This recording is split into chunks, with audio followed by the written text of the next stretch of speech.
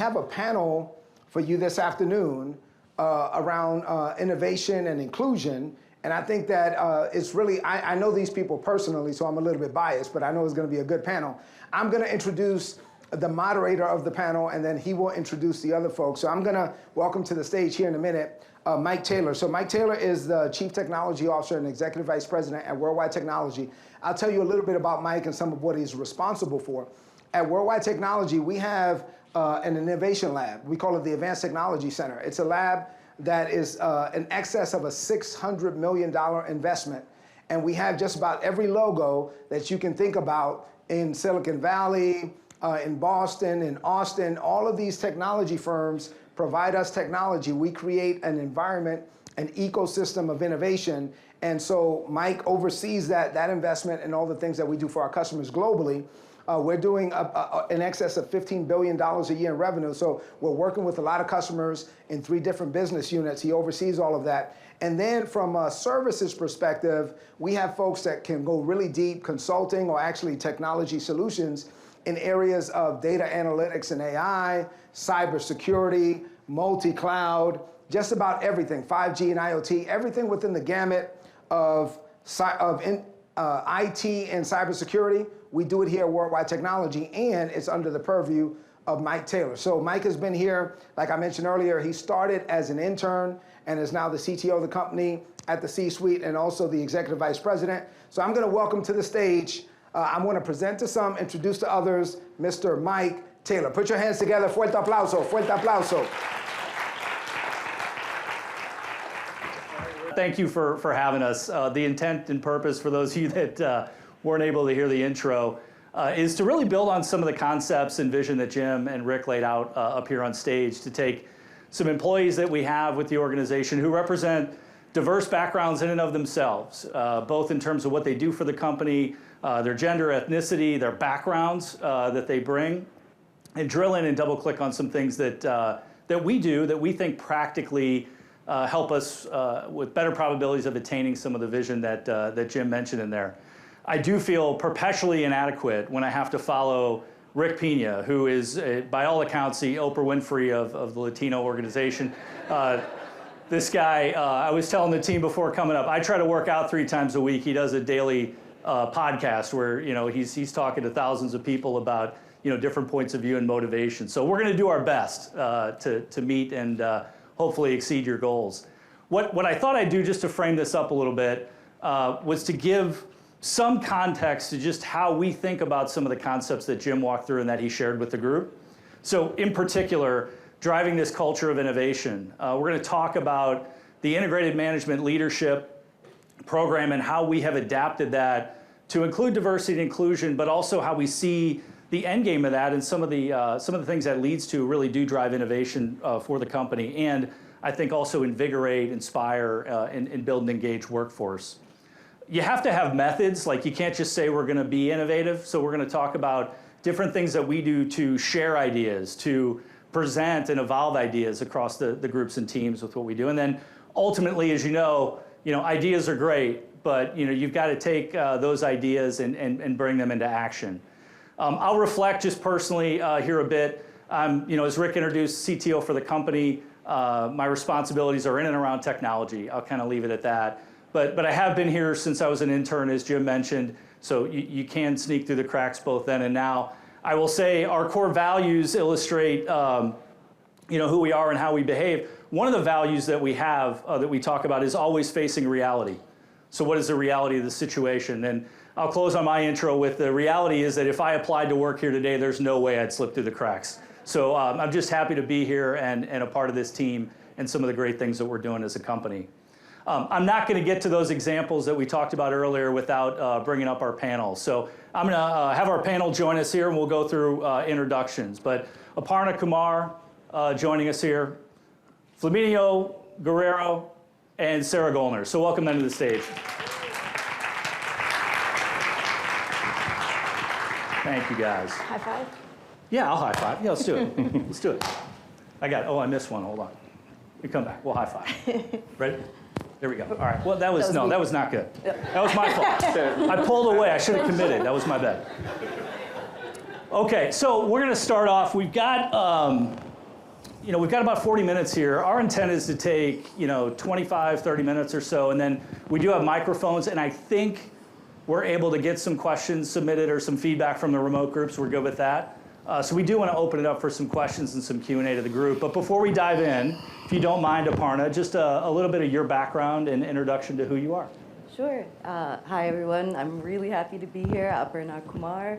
I'm our public sector analytics practice lead, and I get to work for Mr. Pina on a daily basis, so that's great.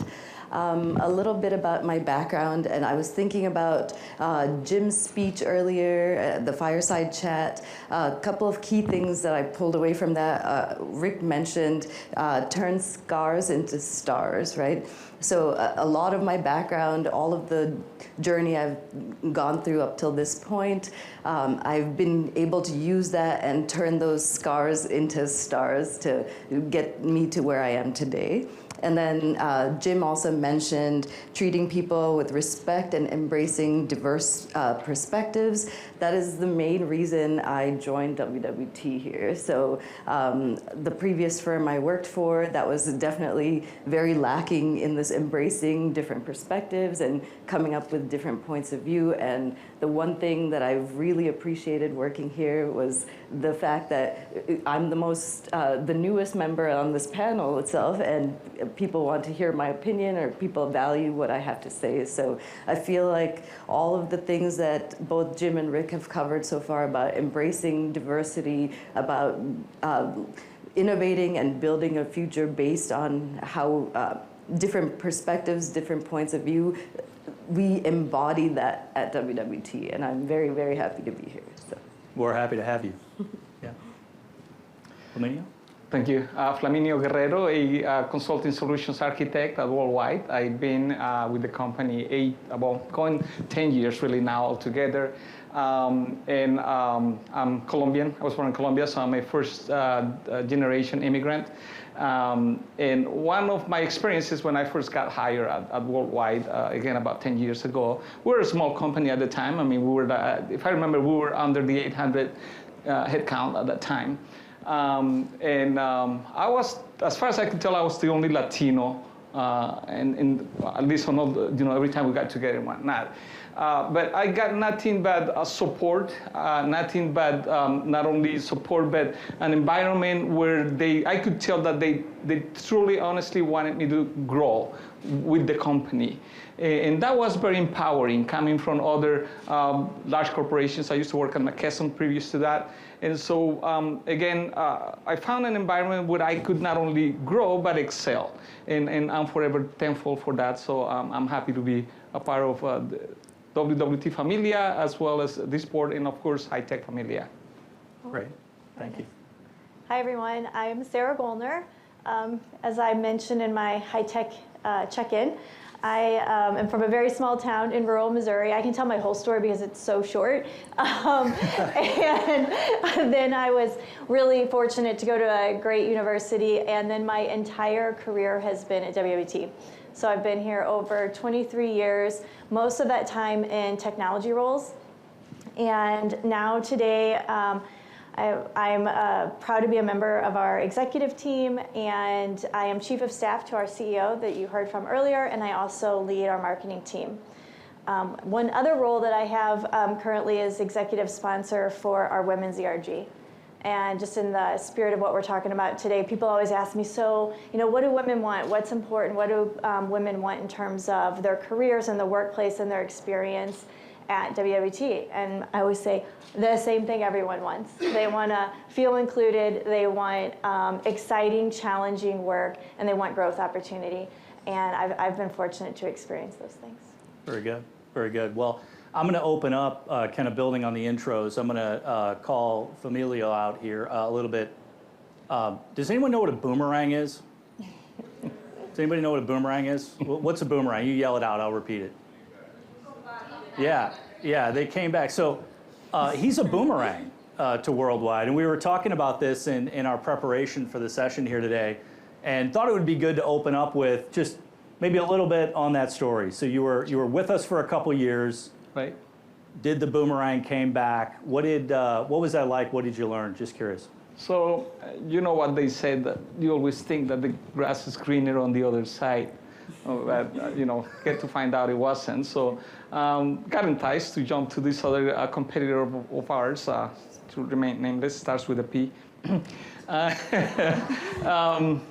And a lot of great promises and so on. But my boss at the time, Jason Mackey, he insisted to bringing me back in. But really, the question is, came to find out that this thing that we call culture here, that I never really thought of it or took it for granted.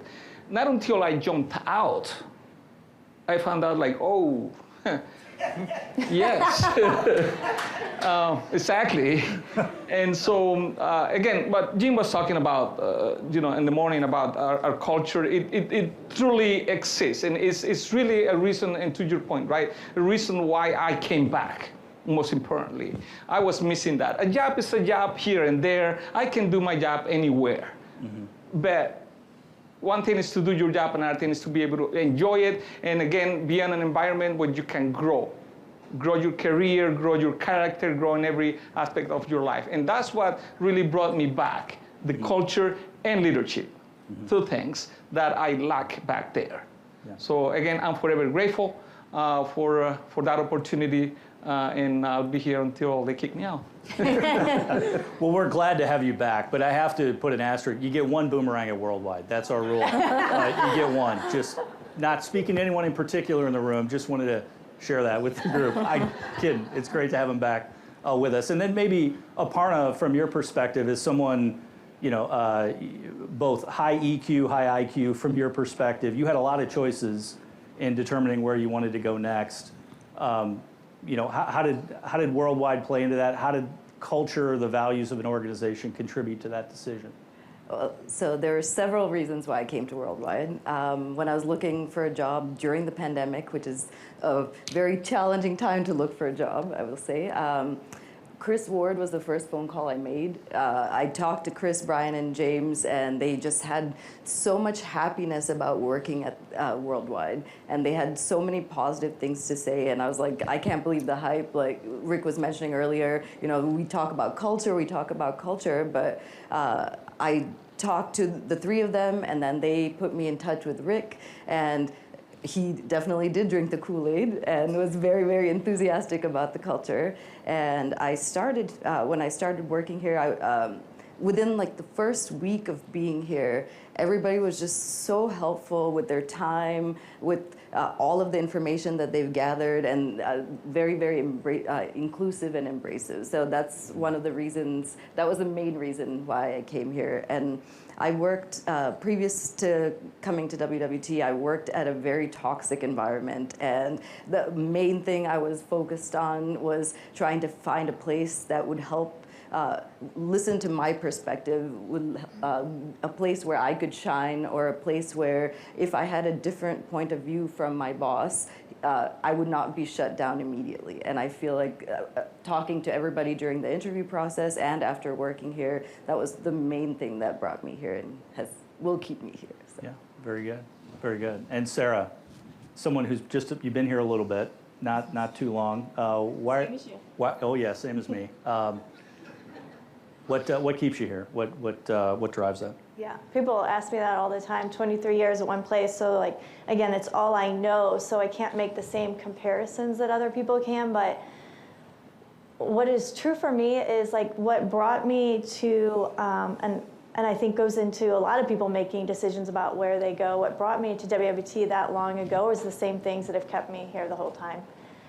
It was a totally different company, I would say, in terms of there's 200 people. It was much smaller. We've evolved, and we do so many more challenging things today, I would say. But I met so many bright, smart people that I knew I could learn from, and that were welcoming and would teach me. And it was just very much, even during the interview process, I could sense a learning environment.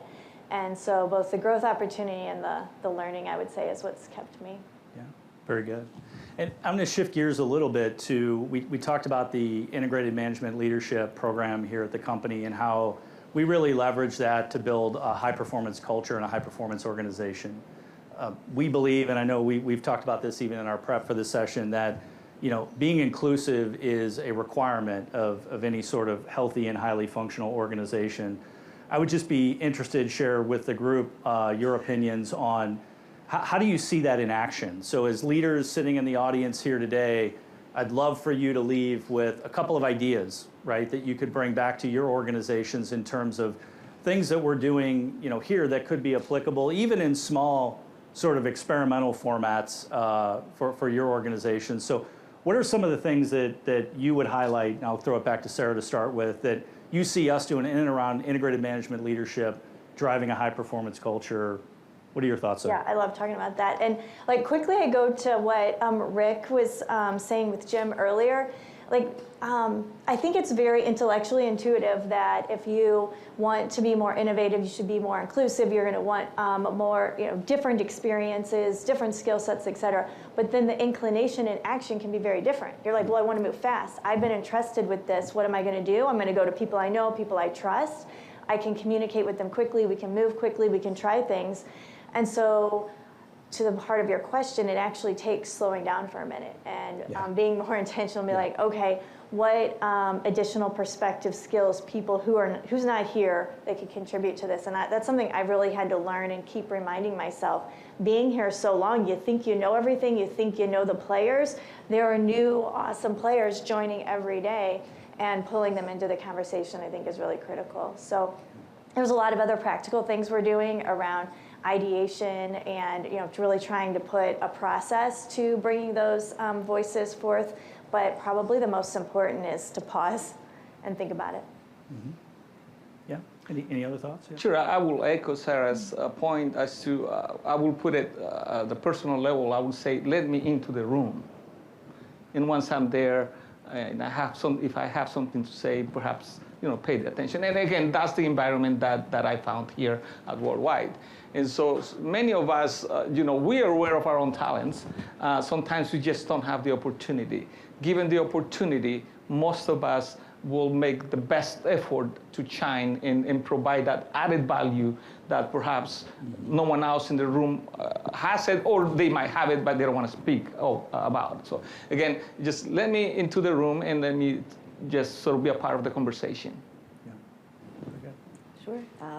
So I think one of the key things I would say is one, embracing all of these different perspectives and listening to what other people have to say, especially when it is different from your opinion, right? And two is to pay it forward. So when I was growing up, I didn't see a lot of minority women in leadership roles. I didn't see a lot of women in leadership roles in general. So if you get the opportunity here, through our IML program to figure out, to adopt mentees, junior members in your company that you can definitely mentor and provide a role model for. I think that's one of a very important thing that we should all continue to do.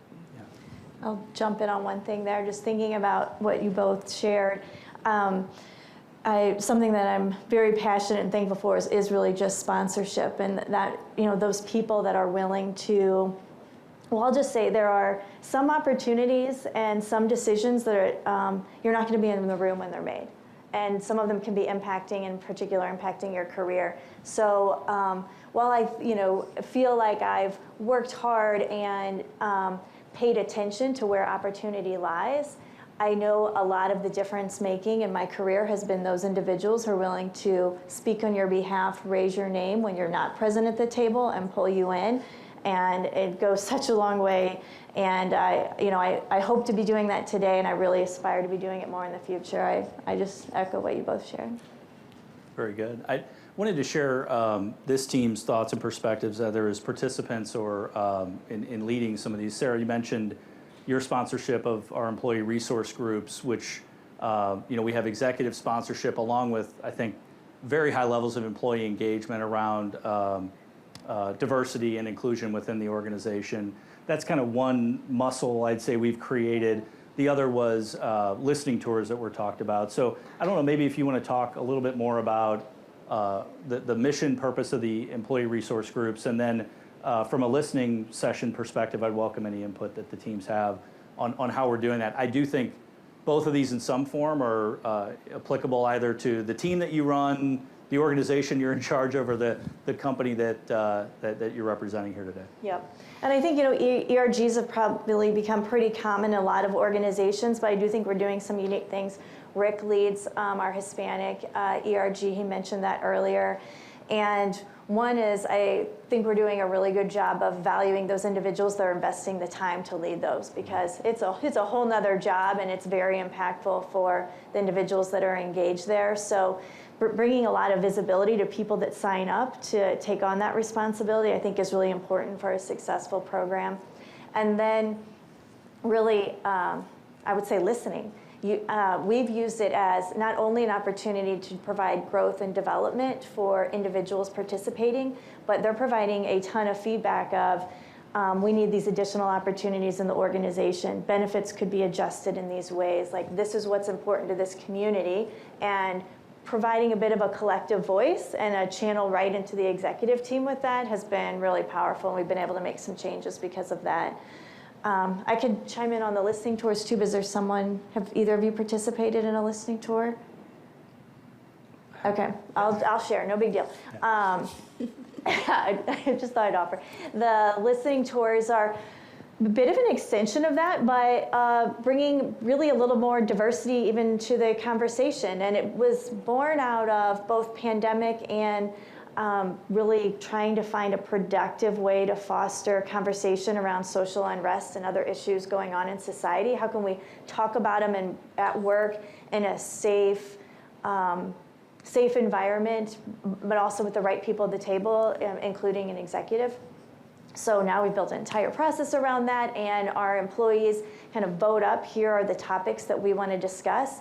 And I've been fortunate to facilitate some and show up, and there are people from all over the globe. I've done some at night, so people I would never normally interact with. And maybe just to make it real, I'll go back like the heart of the pandemic time. People in other parts of the world, and we have both frontline and remote workers here at WWT. So people that were coming into a warehouse and office setting every single day during the pandemic, sharing their experiences, whether I'm in a part of the world where I'm on complete lockdown or I'm coming to work every single day. And to be able to learn from that, it really helped a lot of people get perspective of like, okay, I don't know the whole story, I don't know every experience. And in some cases, I thought I had it tough. There's people dealing with more. So it's been a great educational thing too. Yeah, and I would go back to creating kind of time, space, or structures to get that feedback, listen to it, and do so. And by no means do we have it figured out, but I think the structures around the employee resource groups being employee-led, executive-sponsored, and then the listening tours kind of following the same suit, we've been able to, I believe, more effectively collect information that is impactful to our diversity and inclusion initiatives, our overall employee wellness, and as we mentioned in our mission, being a great place to work for all, because there are just a lot of different perspectives that groups and teams have. I wanted to interject some statistics we were covering earlier, prior to the meeting here, and I'll orient it to the idea that was shared in the fireside chat, that we're doing these things for the right reasons. The diversity inclusion is right. It's sort of a self-fulfilling kind of prophecy. It's a flywheel effect of positivity feeding positivity, 1 + 1 = 3 sort of model, wherein we know the more diverse our workforce is, the more ideas we have in the room, the better ideas and the more things that we're going to consider as we work through those ideas. And in prep, you were sharing some really interesting data on just the growth of the Latino populations in the United States, and what that means kind of in its own sense of community. And then the responsibility we start to feel, I think, as leaders of organizations on how do we plan for this? How do we collectively align better, to maximize the opportunity for both? So would you mind walking through just some of your research there? Right. Yeah. So the reason why Latinos are critical to corporations in America is precisely to the fact that we're a really fast-growing community, if you will. If we were to be an independent country, all the Latinos in America, if we were to be an independent country, we would be the 7th largest country in terms of GDP. Think about that. 7th largest, growing faster than China in terms of GDP. So again, as a corporation, when you think about, especially what's coming, we have to prepare. We have to know this and prepare for what's coming from that perspective. 86% of all new businesses in the last 10 years have been launched by Hispanics, Latinos in America. 86%. Granted, they might be a small business, but you never know. And a small little company like WWT grows up to be, right, what it is today. So another one is that the entrepreneurship within the Latino community is the fastest ethnic group, growing ethnic group in terms of entrepreneurship. 25% of the new companies are owned by Latinos now in America.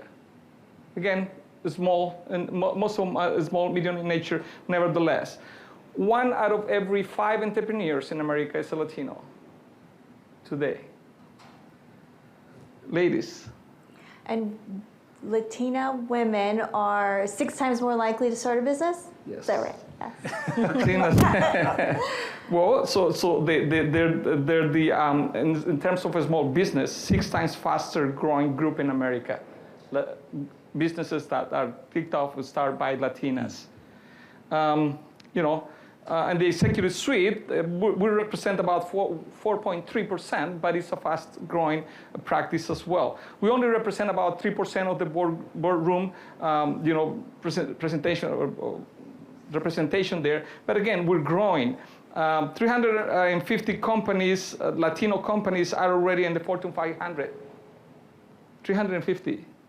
So that's over 50%.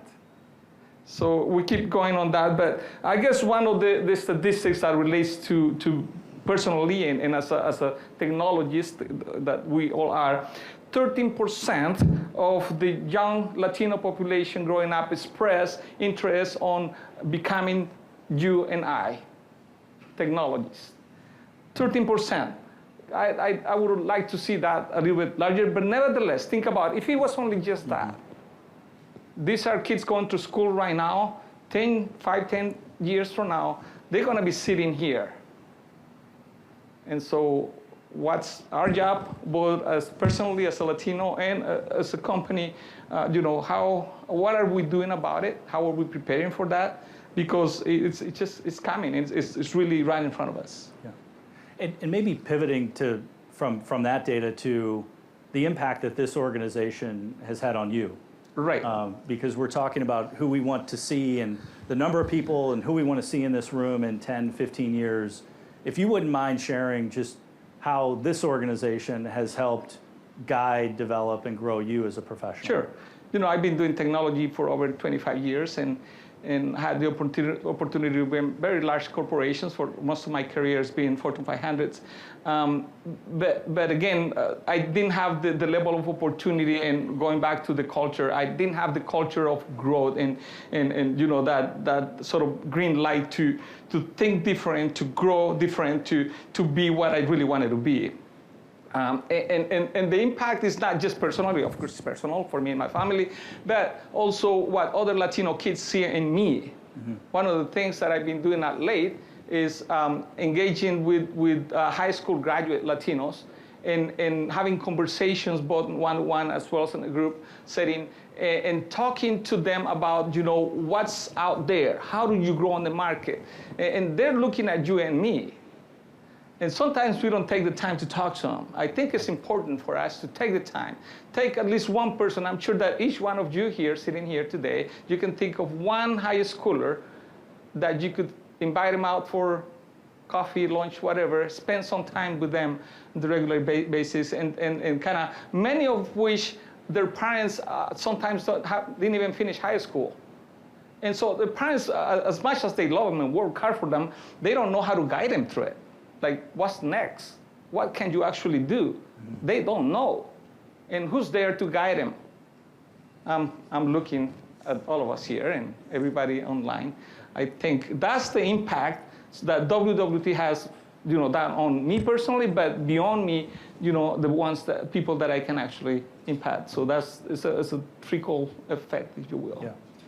And we talked in preparation as well around how having examples to point to is so important, and maybe just some other perspectives from the panel on how do we do a better job, presenting, expanding, and owning kind of ourselves as examples to those that we're working with. Sure. I have a couple of thoughts here. So I think one thing you had asked earlier about things that to take away from this panel to do and improve at your company. The one thing I have attended, I think 6 speed mentorship sessions at WWT, mostly thanks to Rick sending me every invite saying you have to go. But as a result of that, though, I've had exposure to a lot of the leaders within the company. So Mike, I met you for the first time on one of these speed mentoring sessions, and I was like, oh, I'm on a speed mentoring session with Mike, and I think giving It was not that good. Just let's reset the bar there. Yeah.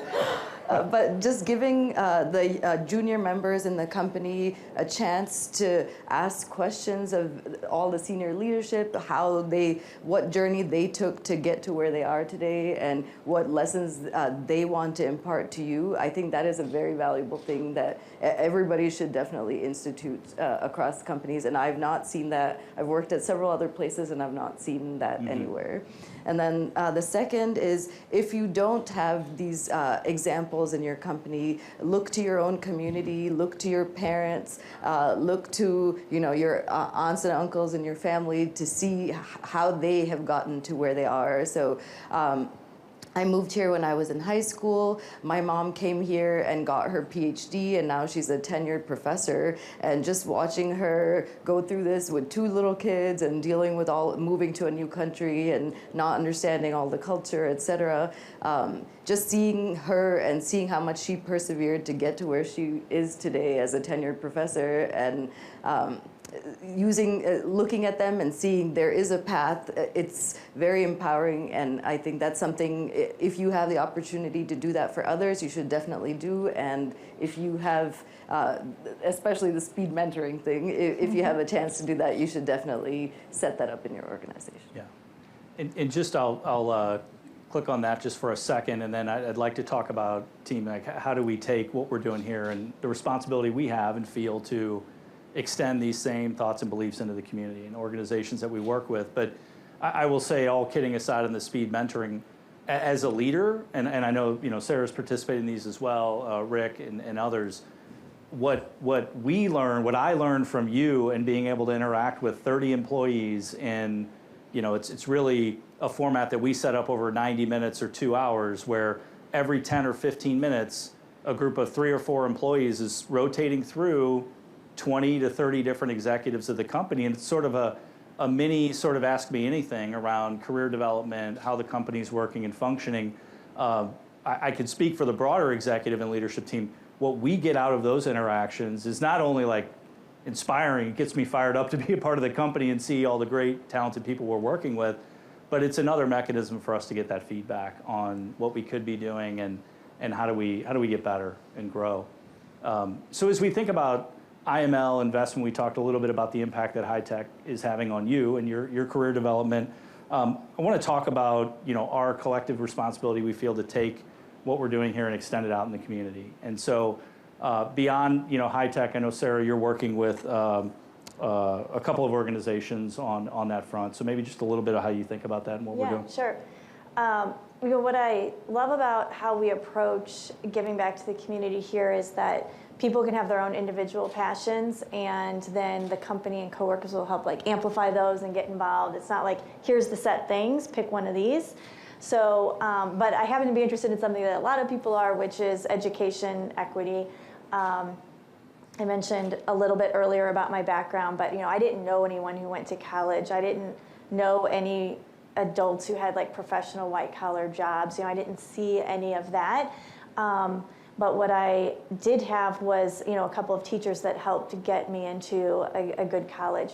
And, that changes the trajectory of somebody's life. So I've been able to, so now trying to apply that where I live today, And it really was just something that I personally became interested in, was a startup, all-girls, public, STEM-focused charter school in North St. Louis, which is a really challenged area for a whole lot of complex reasons. And I started telling just a few of my colleagues about it. Hey, I'm getting involved with this school. We're doing this mentorship program. I signed up, want to sign up with me. And they did. And fast forward a couple of years later, now we have an entire robust program that, you know, up to 100 women at WWT on a monthly basis spend time at Hawthorne. And that's really just like word of mouth, you know, like-minded people coming together and making an impact together. So that's something I've really appreciated, is just teams rallying around each other and working together for a bigger impact. Yeah. Any other thoughts or feedback on that extension in the community, anything you're doing there, and see? Sure. With the great leadership of Rick Pena and what we are doing with the ERG here at Worldwide, last year we had this program where we offered the opportunity to all the WWT employees to donate to a back-to-school program where we were able to provide over 3,000 backpacks packed with all kinds of school supplies for kids in Atlanta, Georgia. We did that. It was a great success. This year, on August 6th, a couple of weeks from now, we're going to be in Uvalde, Texas, place where I'm sure you all heard the news on the shooting and whatnot. And so we're going to go there and serve that community. About 80%, 79 or 80% of the population, they're Latino, Hispanic community. But not only that, they're among the poorest communities in America. So they're very poor, underprivileged for sure, underserved. So we intend to do the same. We're doing the same this year, just offering the opportunity for anyone to donate to that, and also so we're gonna go there. We're gonna provide these backpacks. We're gonna have a day of fiesta, and nice food and games and all of that. But we're also gonna be serving the Border Patrol families, most of which are Latinos themselves. And they're definitely underappreciated and underpaid as far as I'm concerned. And their families these families have pressures from both ends, right? From the political as well as the practical end, but they're there to serve. And they love the community. So we're gonna take the wives and kids and we're gonna have a nice dinner and really trying to serve that community. Again, WWT, thank you, Rick Pena. He's leading this with us. And so we're trying to serve the community and at that level as well. And again, going back to when they can see some Latino faces that have some level of success and see, well, I think I can actually get to that someday. Yeah. That's great. Yes. No, that's very good. And building on that, and we want to save some time for questions here with the group. So I'm going to kind of make a final point, and if there's anything else you guys you'd like to add to this. We talked a lot this morning about the integrated management leadership team building a culture that's based on trust. And Sarah spoke just a few moments ago about how we've really taken, I'd say, a fairly distributed approach to what are our employees passionate about in the communities that they live and work in, with the diverse categories that they are either a part of or that they're passionate about for various reasons.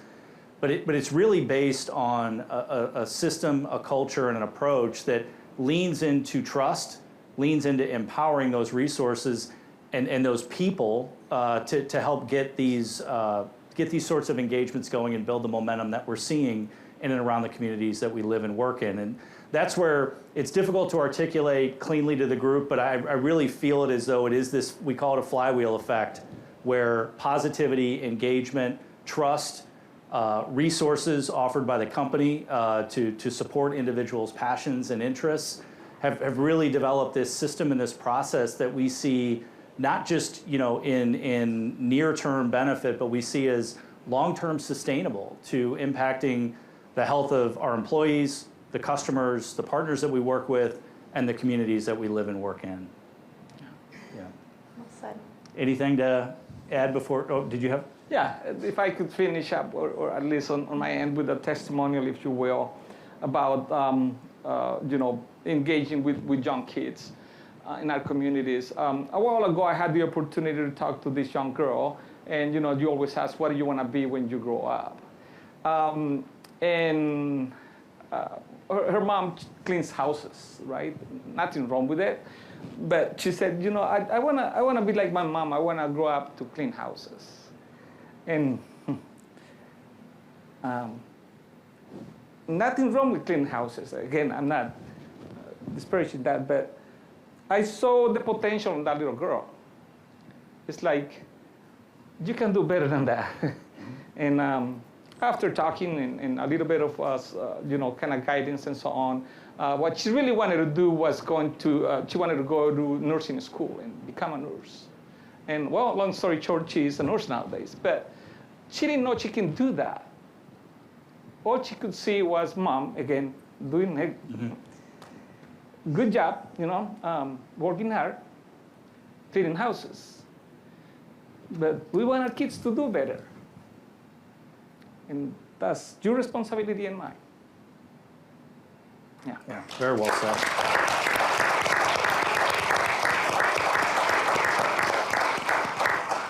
Very well said. Thank you for sharing that. We'll open it up to questions in the room or online.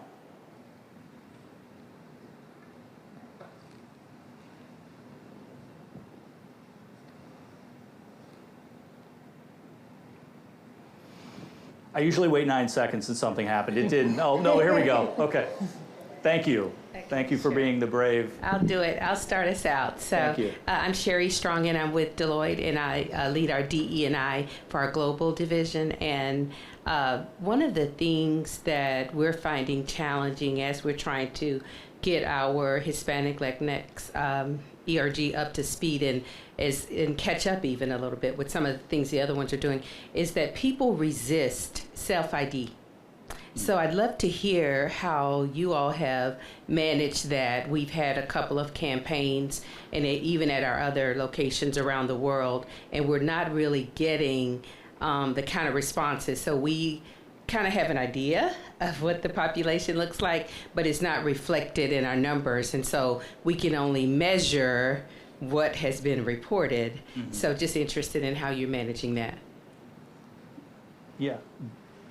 I'll share a couple things. Do you have anything specific on your ERG? Okay, and maybe Rick, even if you want to chime in, feel free to jump up here.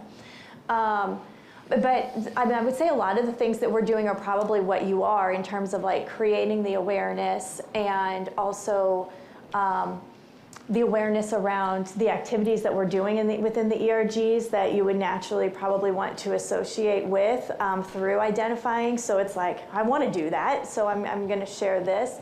But the only kind of new thing that I would add is we've also found like sometimes it's effective just personal coaching.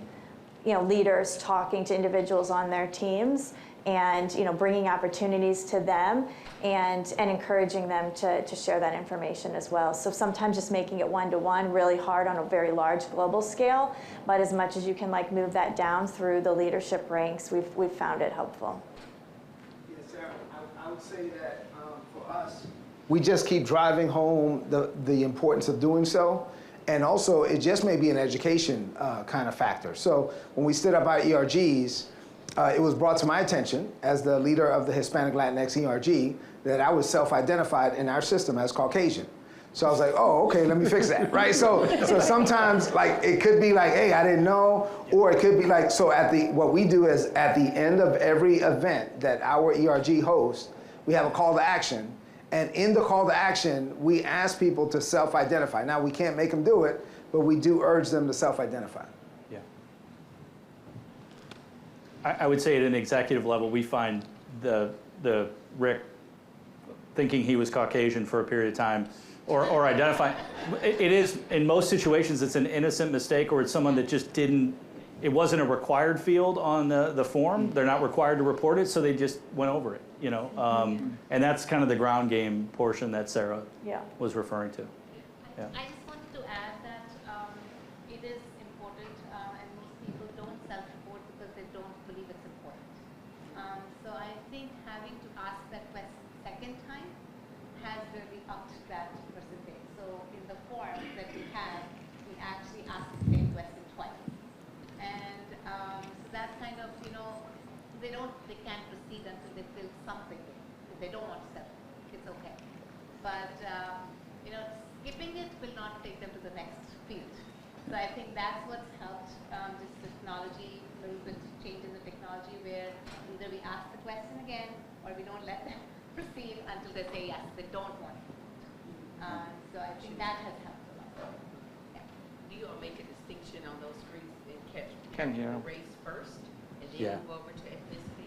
Because we see that's, I'm thinking, I can't say. Yeah, we may want to try to use the microphone though, just for the folks that are dialed in, if you don't mind. The conversation's really been around techniques and methods for those remote. I'm over here now. For those that are remote, techniques or method to figure out what value do we apply to that? How do people see value in identifying in one way or another through that process? So, I honestly, if you have additional, I'd love for the larger group to hear. If you don't mind stepping back to the microphone, or if I summarized it, we're good. No, you did. Yeah. You did. Yes. I was just saying that sometimes I notice, as she mentioned, having it required, and even if they choose not to, that did help on the second go round. And then I'm thinking, and you all may can help me with this, that some people don't see the difference in that we collect race information, but then we collect ethnicity information, and that's where our Hispanic Latinx data falls in that second one. It doesn't go in the race bucket. Yeah. So I just was curious, did you all have a distinction between the race and ethnicity? We do not We have today. not made that distinction. No. Yeah. Yes, sorry. One more comment of that. I lead the Hispanic Professionals Group in Schneider, and I think I would ask the bigger question: do the folks feel safe self-identifying? Right. The reality is, you could be Caucasian and Hispanic. You could be Afro-Latino and Hispanic, of course. So it's not about, in my opinion, not about really making it a forced field until you move forward. It's more about, are you okay with self-identifying? Is there a label that you're not trying to impose on yourself? Because then now I might not get promoted. Because when I look up there, it doesn't look like me. So if I am now Afro-Latino, maybe I'm not qualified enough, right? So to me, it's maybe the bigger conversation, and be us as leaders and saying, hey guys, it's okay. I'm here, you're here, we're here, and I'm here for you, right? So anyway. Yeah. All said. So we have a question from our virtual audience member, Mario Bolanos. Have you experienced a degradation in communications effectiveness from lack of personal face-to-face interactions in global teams during the working from home environment that we've experienced over the last 2.5 years? Yeah. Anyone want to jump in? Oh, if anything, for many years I've been an evangelist of remote work, so technology-wise, actually, it's been a godsend type of a thing for me. I do miss the opportunity to be in front of people. Of course, I think we're a lot more effective that way, but just the natural things. But I think from what I can tell, comparing WWT to other peers on other different companies, we weather it well. And I'm not even looking at numbers or anything. It's just the way we function. Actually, as far as I can tell, we grew through that. So my answer would be no, but of course, I'm sure there are a lot of people that will say yes to that. You do miss the one-on-one interaction, like coming to our corporate headquarters for the first time since I started. It's been like amazing to be here. But I think one of the ways to really overcome this, I've been remote for almost a decade now, is to make all of our meetings, we require video. So if you have a situation and kids in the background, etc., you don't necessarily need to be on, but for the most part, most people join video, and then you at least get to see people's faces. And then the other thing we do really well is a lot of Teams chats, where a lot of us have different groups of Teams chats where we talk about project work or also social and personal ones. And that's something I tried to do really hard in my previous life, was to establish a lot of social chats so that people can, if you can tell them something personal about you, like something that happened at home, your dog did this crazy thing, etc., that gives them more comfort to share on their own. So I think those two things have really helped me here, starting remotely during the pandemic. I'll add one quick thought. We'll take one more question, then I think we're running up on time.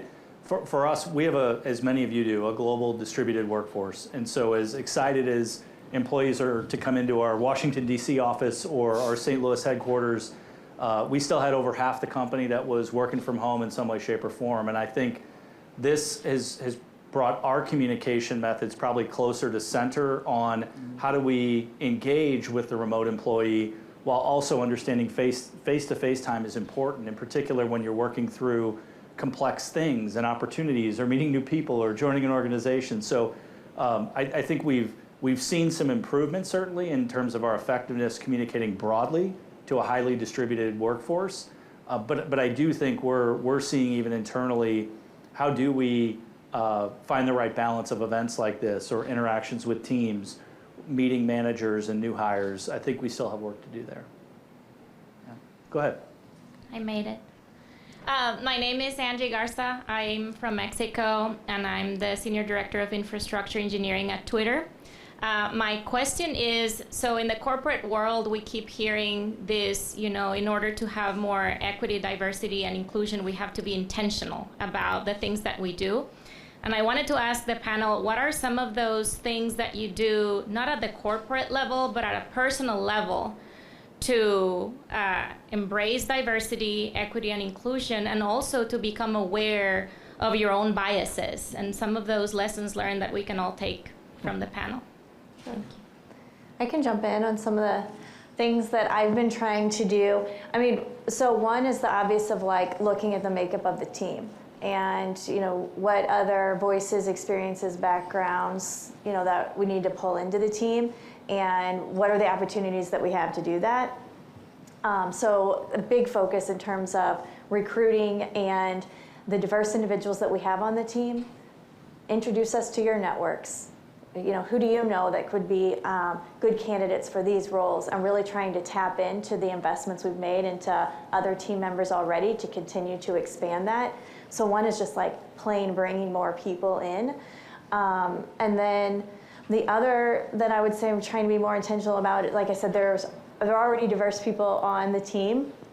And I've been put together a bit of a system for myself in terms of, I know who those people are, I'm spending time with them, I'm understanding what their experience is.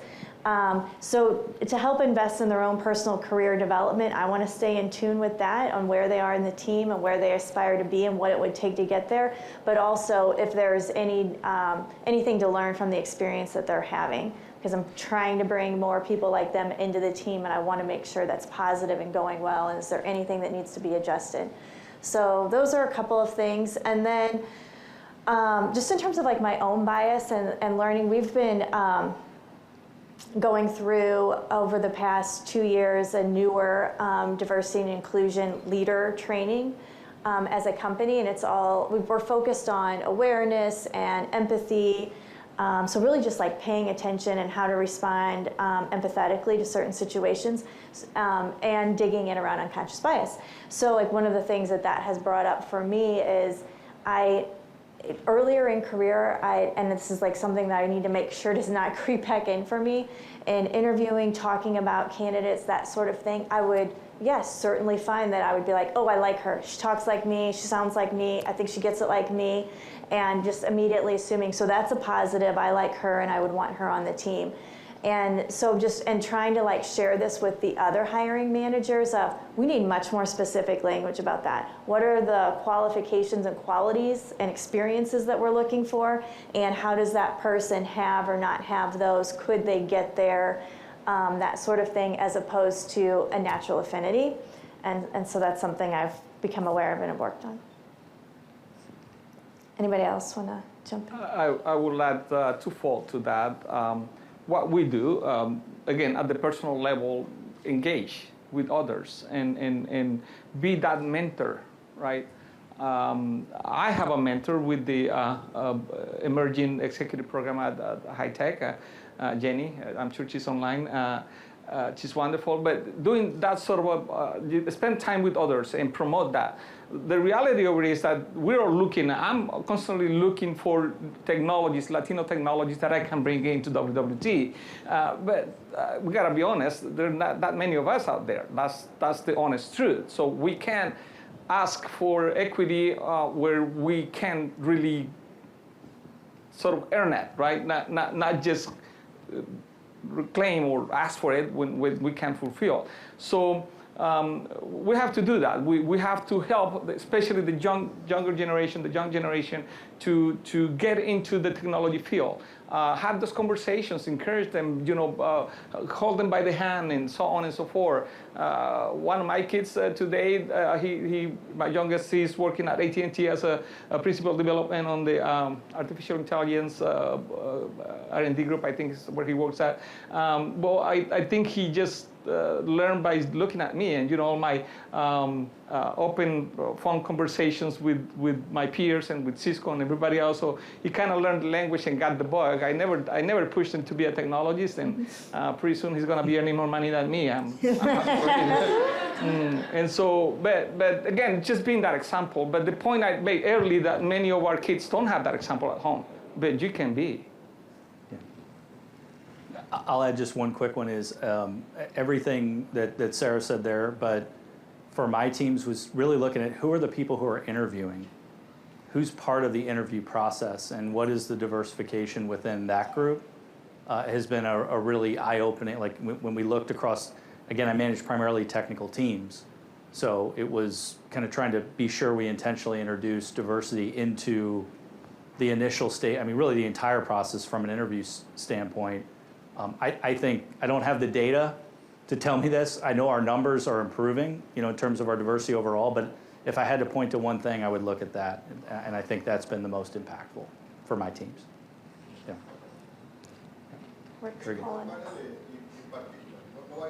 good. General, the question is, do you really think that we don't have a, lack of solidarity as a minority? I'm talking for the Hispanics. Like comparing, for instance, with the Jewish, that they help each other in the business, or even a minority, for instance, with the Afro-American, then they have, for example, something called a black-owned, and they help each other to consume those products or the services. Do you really think there is no a lack of solidarity between us, the Hispanic, in order to help us? And I'm not talking about technology, I'm talking about in general as a community. Right. Thanks. As the Latino here, I got to answer that one. And with the previous question about being biased, we have our own biases as well.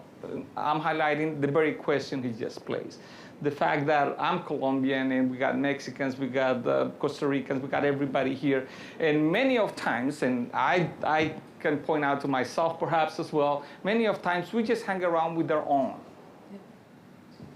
And that's precisely the reason why sometimes we don't, do what we're supposed to be doing, back to the question. But then on the other hand, I'm grateful for high tech that's doing precisely or filling in that gap, right?